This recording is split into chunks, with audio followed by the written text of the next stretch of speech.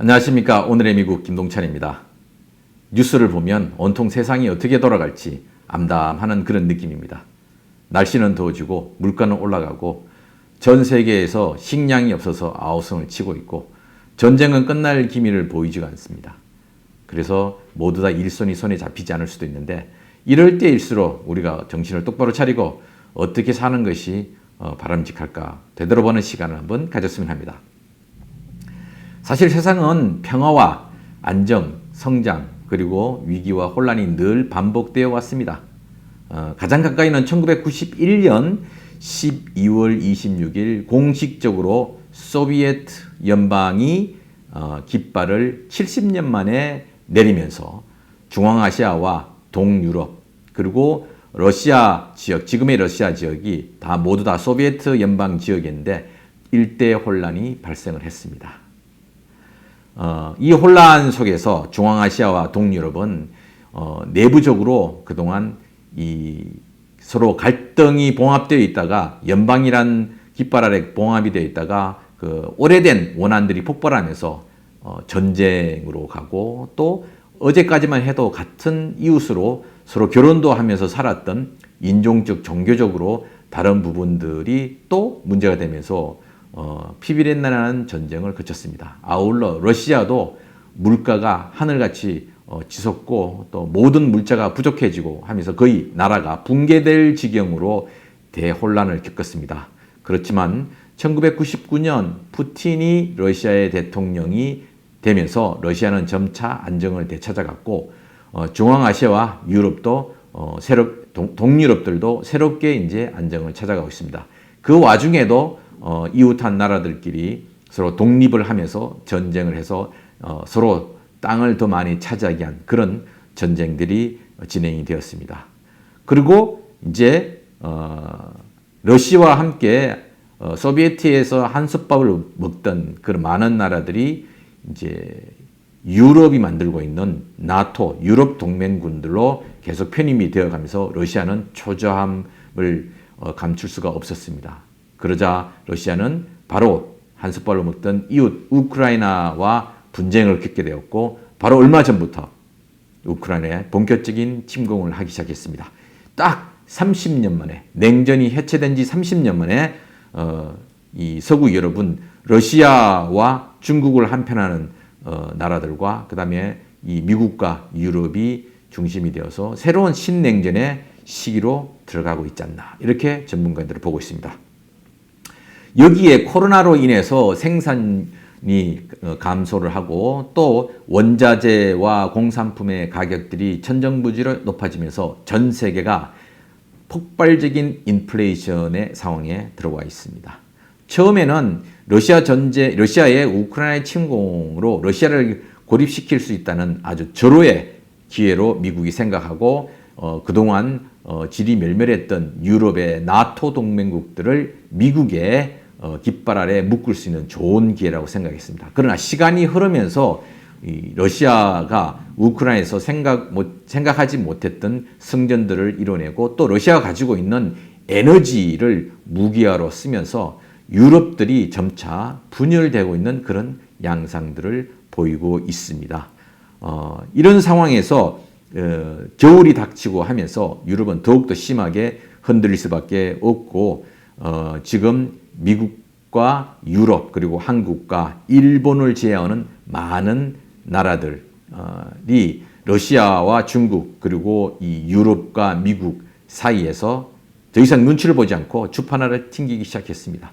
어디에 한쪽에 줄을 서지 않고 자신들의 이익을 어떻게 극대화할 것인가 이런 고민들을 하고 있는데 특히 여기에 인도와 그 다음에 중남미 그 다음에 우리가 잘 알고 있는 브라질 같은 이런 나라들 그리고 동남아시아 나라들이 지금 상황을 예의주시하면서 무엇이 자기들의 이익이 될 것인지 주판화를 튕기고 있습니다.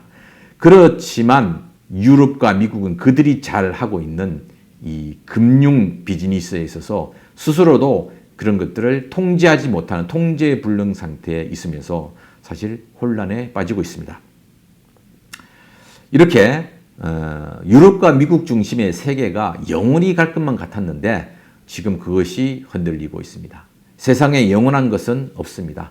저 하늘의 태양과 별들도 수십억 년 빛을 내지만 그러나 영원히 빛을 내지 못하고 어느 한순간 그들도 죽은 별로서 사라져 갈 뿐입니다.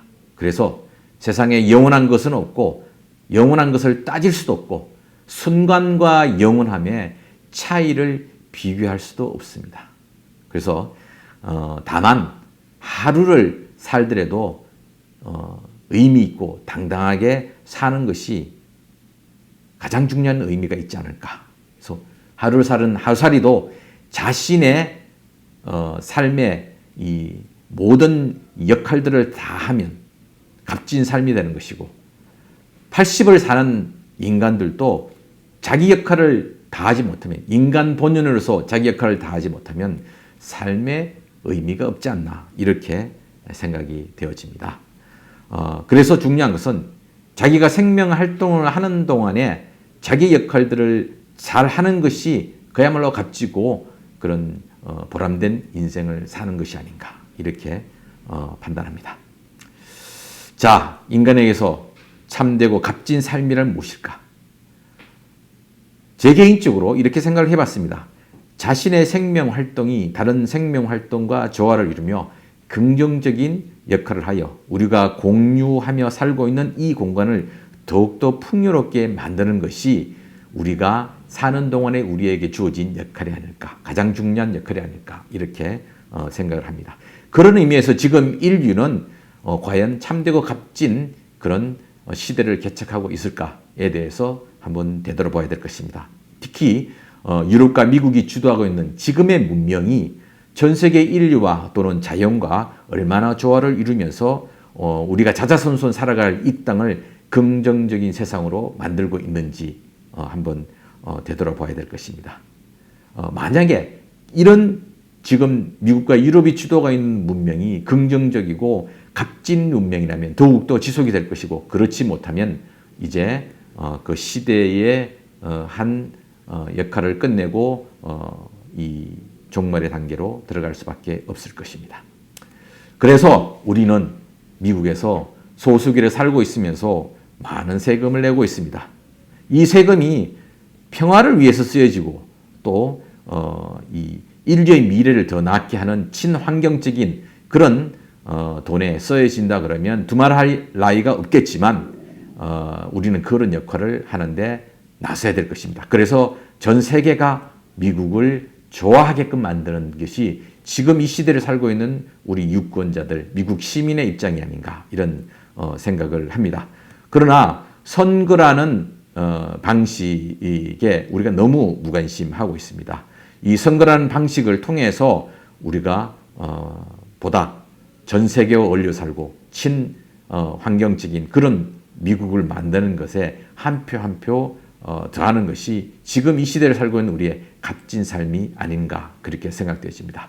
미국이 냉전 이후에 미국의 방어를 위해서 전 세계의 모든 군사비보다 더 많은 돈들을 지출했음에도 불구하고 미국은 코로나 앞에서 무력화되었습니다. 가장 많은 사람들이 코로나로 인해서 미국이 인명적인 피해를 보았고 그 다음이 유럽이었습니다. 그것은 우리가 무엇을 위해서 우리의 돈들을 써야 될 것인가 되돌아볼 수 있는 아주 중요한 기준이 될 것입니다. 바로 이 시점 우리가 뽑은 정치인들이 우리가 뽑은 대통령이 전 세계의 평화와 그리고 우리 인류가 자자손손 살아가야 할 이 땅의 친자연 환경적인 미래를 건설하기 위해서 얼마나 투자를 하는가 여기에 우리가 더 관심을 가져야 되지 않을까.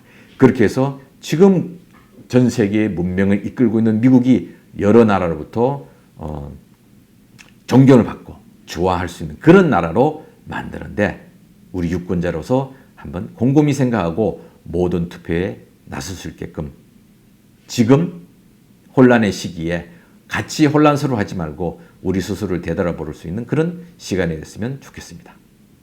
지금까지 오늘의 미국 김동찬이었습니다.